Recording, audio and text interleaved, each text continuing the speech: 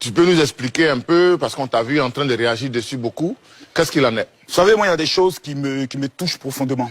Cheikh Tioté, d'abord, sa mort est quelque chose qui a traumatisé nous, notre génération.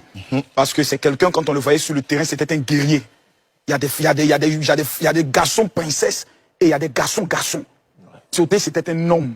Et de tous les footballeurs, parce que moi, j'en gère quand même certains dans le domaine spirituel, Tioté était celui qui était un exemple. Tioté avait 14 maisons, dont un immeuble de près de 28 appartements. Donc Tioté n'était pas quelqu'un qui était dans les bails autres, c'est quelqu'un qui était rangé. Et un matin, on se lève, ses frères et sœurs sont en train d'être vidés. Qu'est-ce qui se passe? On apprend que la maison est en train d'être vendue, on ouvre l'enquête, la maison est vendue. Bon, et les autres maisons, plus de 8. Qui a vendu la maison? La femme.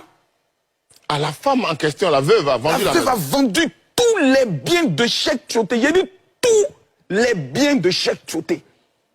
L'enfant de Cheikh Tioté, aujourd'hui où on parle, est dans famille d'accueil à Londres. Quelqu'un qui n'est pas milliardaire.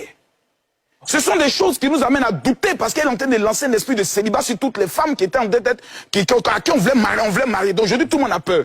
Et je constate que personne ne veut dire ce qui a lieu d'être dit. Mais nous nous posons des questions parce que nous aussi, nous avons perdu j'ai perdu ma femme. Il y a des dates d'hérédité, on ne vend pas des biens. Dans la mesure où les biens ont été acquis avant le mariage, la dame n'est que la tutrice, c'est-à-dire administratrice. Comment elle a pu vendre tous les biens? Des biens, s'il vous plaît, moi je suis dans l'immobilier, qui coûtent au moins 80 millions, qui ont été vendus à 42 millions, mon frère. La sorcellerie donne quoi? Bradé.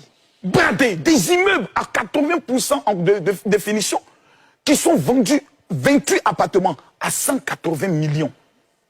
Mais c'est tout ça qui fait mal. Et on se dit, demain, on va voir les enfants de Tioté, on viendra faire des SOS pour eux. Pourtant, quand leur papa est parti, la Chine a débloqué d'abord 2 milliards. Donc nous nous posons des questions. Où sont passés les biens de Tioté? On nous dira non, sa femme a le droit. Non, la loi dit, si la femme veut vendre même un bien, c'est seulement en cas d'extrême urgence et cela doit bénéficier d'un juge qui doit prendre les chaînes de données, un juge de tutelle. Donc comment 8 maisons ont pu être vendues? Qu'est-ce qui a pu motiver le juge de tutelle à donner l'autorisation pour que ces 8 maisons soient vendues? Mais est-ce que le juge de tutelle a donné vraiment l'autorisation? C'est tout ça, on veut comprendre. C'est pour cela que nous interpellons le procureur, afin qu'il puisse ouvrir une enquête sur les biens de Tioté qui, s'il vous plaît, a été décoré par l'État de Côte d'Ivoire. Il nous a donné quand même une coupe d'Afrique. Ses enfants pleurent. Et on apprend que non, même aujourd'hui, la femme demande à être servante d'un autre footballeur. C'est des choses quand on apprend, on se dit, faut pas qu'on rentre dans le béret ou qu'on soit dans un grain. Monsieur le procureur, ouvrez une enquête pour le bien des enfants de Tioté. Son papa est mort, sa maman est morte. Il ne reste que ses frères. Dans la vie, dans la famille, il y a Dieu élève un pour donner la lumière aux autres personnes. On ne peut pas s'asseoir et rester silencieux. C'est un crime.